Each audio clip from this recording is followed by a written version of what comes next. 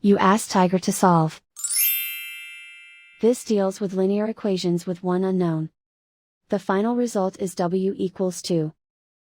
Let's solve it step by step. Swap sides. Group all constants on the right side of the equation. Add 20 to both sides. Simplify the arithmetic.